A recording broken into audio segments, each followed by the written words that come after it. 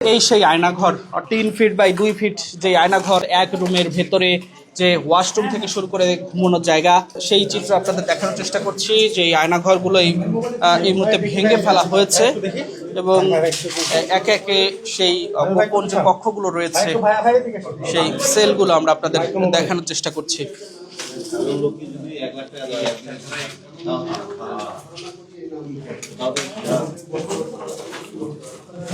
দর্শক, আমরা একে একে আপনাদের যে আয়নাঘরের যে সেলগুলো রয়েছে সেই সেলগুলো আমরা আপনাদের দেখানোর চেষ্টা করছি এবং এখানে কিছু সিরিয়াল নাম্বার দেয়া রয়েছে এবং এর পাশাপাশি দেখছেন যে এখানে সাবানদানি থেকে শুরু করে ঠিক এই যে ওয়াশরুম, অর্থাৎ এই ছোট্ট রুমগুলোতে ঠিক ওয়াশরুম এবং ঠিক একটু জায়গা ফাঁকা রয়েছে যেখানে আসলে থাকা যাবে। এবং এই যারা এখান থেকে 5ই আগস্টের পরে মুক্তি পেয়ে যারা জানিয়েছেন যে এই আয়নাঘরের কোনো জানালা নেই, AKS অর্জন করলো গিনেস ওয়ার্ল্ড রেকর্ডস।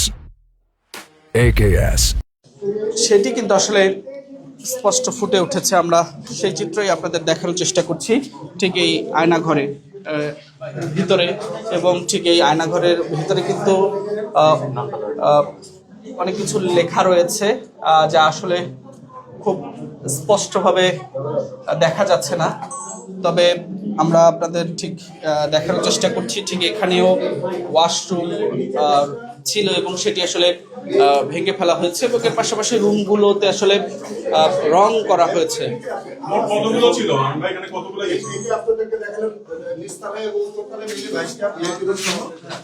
আপনাদেরকে আরেকটা সেল দেখাই, ডেথ সেল বলে কথিত। আমরা আসেন ওখানে,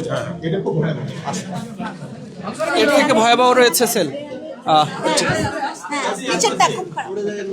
দর্শক, আমরা আপনাদের দেখানোর চেষ্টা করছি এই মুহূর্তে মায়ের ডাকের সমন্বয়ক সঞ্জিদা ইসলাম তুলি, তিনিও কিন্তু আসলে সাথে রয়েছেন। অর্থাৎ 5ই আগস্টের পরে যারা আসলে গুম হয়েছিলেন, যারা হারিয়ে গিয়েছিলেন ঠিক, এবং আওয়ামী লীগ সরকারের আমলে যারা হঠাৎ করে হারিয়ে যেতেন, ঠিক সেই পরিবারদের একত্রিত করেছেন এবং সেই পরিবারের সদস্যদের আসলে খুঁজে পেতে তিনি কিন্তু বিভিন্ন কর্মসূচি এবং কার্যক্রম চালিয়েছেন। আমরা এই মুহূর্তে আপনাদের দেখার চেষ্টা করছি। ঠিক আরও একটি ভয়ানক সেল রয়েছে, ডেথ সেল, সেটি কিন্তু আমরা আপনাদের দেখানোর চেষ্টা করছি এই মুহূর্তে।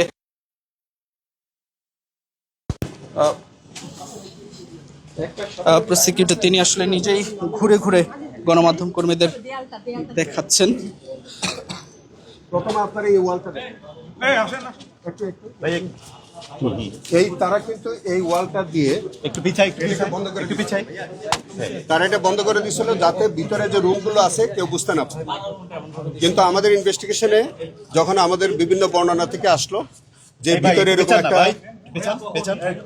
ভিতরে এরকম একটা কথিত ডেথ সেল বলে কিছু একটা আছে, তখন এইটা আমরা সন্দেহ করলাম যে এটা পরবর্তীতে করা হয়েছে। এই ওয়ালটা পরে এটা ভাঙার পরে এক ভয়াবহ বিষয় উদ্ঘাটন হলো। আপনারা একত্রে সবাই ঢুকতে